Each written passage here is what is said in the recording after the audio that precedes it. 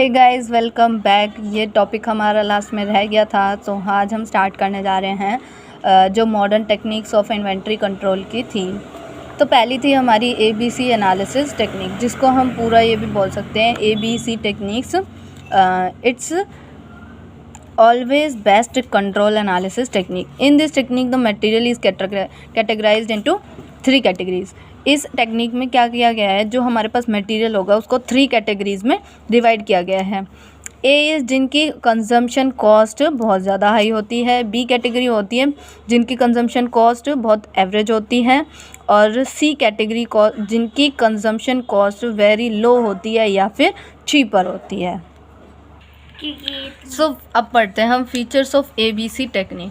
तो basics of क्या होते हैं कि कंजम्पशन रेट ए कैटेगरी में बहुत हाई होती है, बी कैटेगरी में एवरेज होती है और सी कैटेगरी में लो होती है।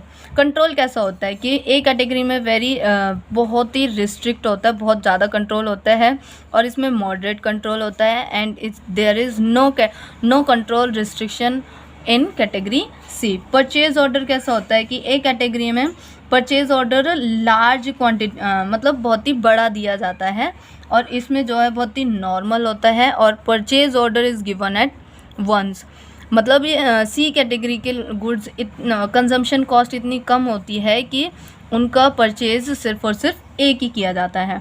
अब time gap of purchase order, purchase order कर तो रहे हैं लेकिन उसमें टाइम गैप कितना होता है, तो time gap between 2 order is very less, क्योंकि इसमें हम एक साथ ही बहुत ज़्यादा क्वांटिटी मंगाते हैं, तो ज़्यादा क्वांटिटी यूज़ होने में भी थोड़ा सा टाइम लगता है। तो इसमें टाइम बहुत ही मतलब जल्दी यूज़ हो जाता है, तो इसमें बहुत ही कम टाइम होता है कि हम दूसरा मंगवाएं, क्योंकि ये बहुत ज़्यादा यूज़ होने वाले गुड्स होते हैं। ठीक है, तो इसमें आइटम बी कैटेगरी में हम 3 मंथ्स में एक बारी ऑर्डर कर लेते हैं।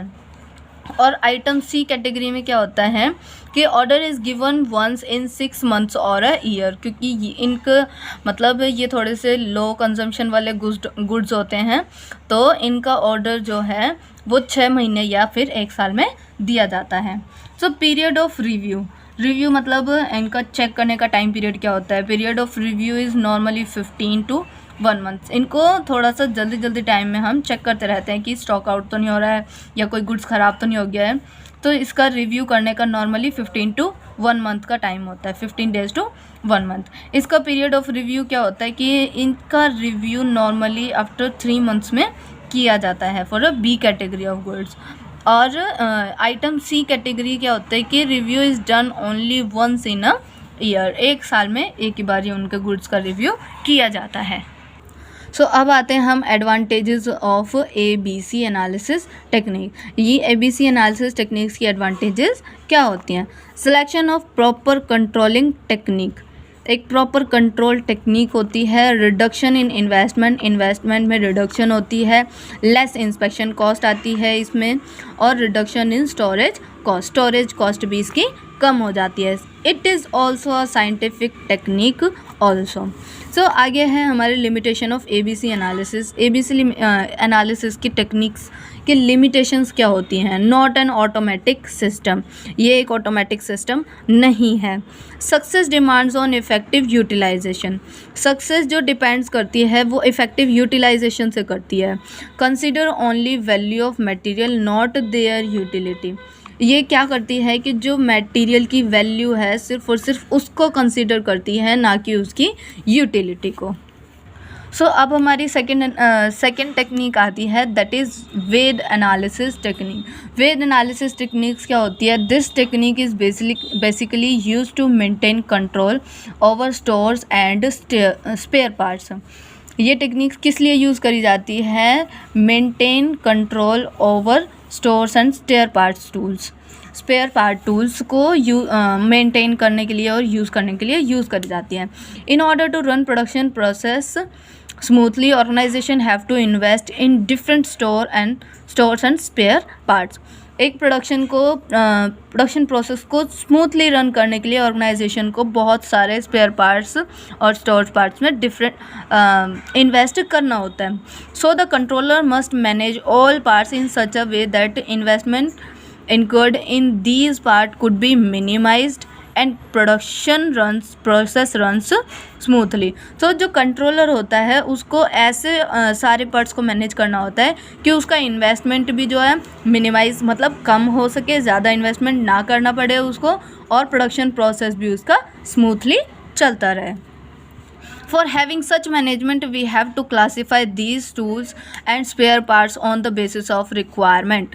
तो मतलब इस टाइप का कि मिनिमाइज़ हमारी कॉस्ट रहे और प्रोडक्शन भी अच्छे से चलता रहे, तो उसके लिए मैनेजमेंट को क्या करना पड़ेगा, इन टूल्स जो भी वो मंगा रही है, टूल्स और स्पेयर पार्ट्स को ऐसे फॉर्म में क्लासीफाई करना पड़ेगा on the basis of requirement के बेसिस पर उनको क्लासीफाई करना पड़ेगा। तो such technique is called VED analysis, और इसी टेक्निक को हम क्या बोलते हैं, वेद एनालिसिस टेक्निक।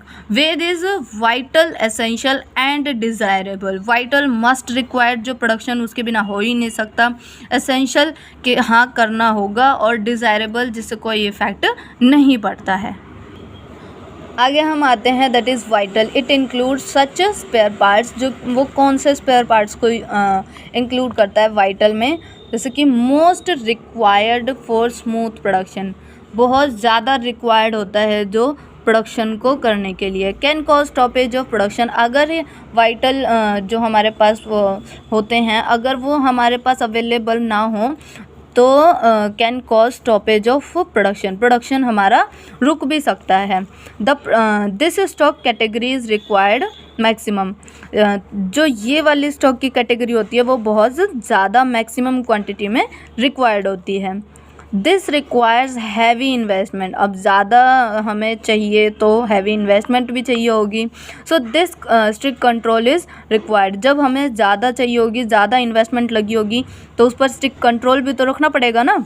आगे आता है हमारा एसेंशियल्स, मतलब it include such spare parts, ये ऐसे स्पेयर पार्ट्स को इंक्लूड करता है जिससे कि हमारा प्रोडक्शन प्रोसेस स्मूथली रन करता रहे। Leads to increase in productivity, जिससे हमारी प्रोडक्टिविटी इंक्रीज होगी। Non availability can suffer for few hours, मतलब अगर ये हमारे पास एसेंशियल प्रोडक्ट जो होते हैं वो हमारे पास अवेलेबल नहीं होंगे तो हमारे कुछ घंटों तक सफ़र कर सकते हैं, ठीक है। Presence leads to increase productivity, होंगे तो हमारी प्रोडक्टिविटी इंक्रीज होगी। मॉडरेट कंट्रोल टू रिक्वायर्ड, इनको कंट्रोल थोड़ा सा नॉर्मल ही मॉडरेट कंट्रोल चाहिए होता है। सो नेक्स्ट आता है हमारा डिज़ायरेबल, जो हमारे प्रोडक्शन को इफ़ेक्ट नहीं करते हैं।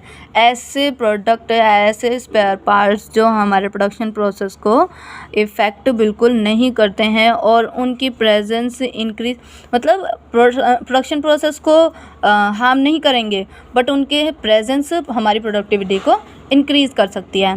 Helps in maintaining long term efficiency of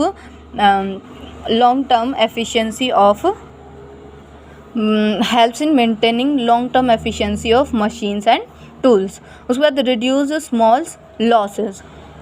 So ये थे हमारे वेद, VED, vital, essential and desirable. For example कि अगर हमें कोई प्रोडक्शन प्रोसेस गारमेंट्स, मतलब जो कपड़े होते हैं, कपड़े सिलने का कोई प्रोडक्शन प्रोसेस है हमारा, तो उसमें वाइटल हमारा क्या होगा, वाइटल इज़ निडल, जो कि बहुत ही ज़रूरी है कपड़े को सिलने के लिए। एसेंशियल क्या होगा हमारे पास, एसेंशियल होगा हमारे पास मशीन ऑयल हमारे को, अगर हम वो हमारे लिए ज़रूरी है, मतलब वाइटल जो हो गया निडल, उसके बिना तो हम कपड़े सिल ही नहीं सकते हैं, ठीक है। एसेंशियल हो गया हमारा मशीन ऑयल, वो मशीन कुछ टाइम के लिए काम करेगी लेकिन कुछ टाइम के लिए उसको मशीन में तेल डालने की ज़रूरत होगी, ठीक है। तो डिज़ायरेबल में फॉर एग्ज़ाम्पल इसमें आ जाएगा हमारे पास मशीन कवर मतलब नहीं होगा तो उससे प्रोडक्शन प्रोसेस में कोई इफ़ेक्ट नहीं पड़ेगा, बट लेकिन अगर वो होगा, मशीन कवर हमारे पास होगा, तो उससे क्या होगा, हमारी प्रोडक्टिविटी इंक्रीज़ होएगी और जो हमारी मशीन्स या टूल्स वगैरह होंगे उनको लॉन्ग टर्म की एफिशिएंसी के लिए वो यूज़फुल है।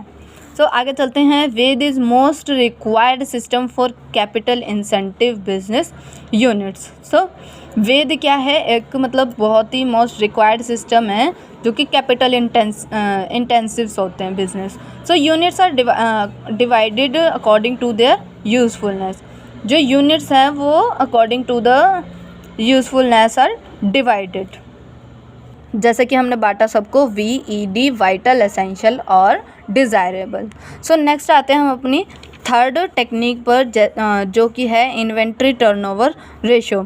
Inventory turnover ratio indicates the speed of stock. Stock की स्पीड को बताती है कि वो कैसा चल रहा है, फास्ट है, स्लो है, मतलब डेड है या फिर नॉर्मल रेट से वो चल रहा है।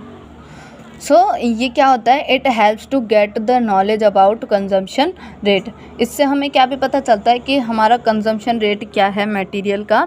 इन्वेंट्री टर्नओवर रेशियो हम कैसे निकालते हैं, raw material consumed and average stock of raw material.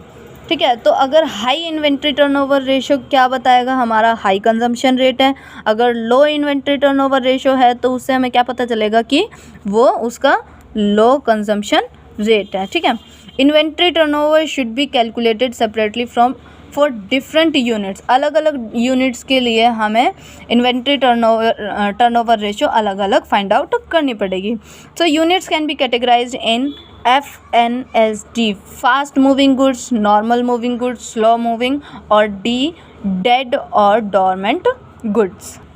So fast moving goods क्या होता है, फास्ट मूविंग गुड्स जिनका कंजम्पशन रेट बहुत ज़्यादा हाई होता है, जिनको स्ट्रिक्ट कंट्रोल की रिक्वायरमेंट होती है और बहुत जल्दी जल्दी परचेज़ करना होता है। और बहुत जल्दी परचेज़ क्यों करना होता है कि जिससे हमें स्टॉक आउट की सिचुएशन में ना फंसना पड़े।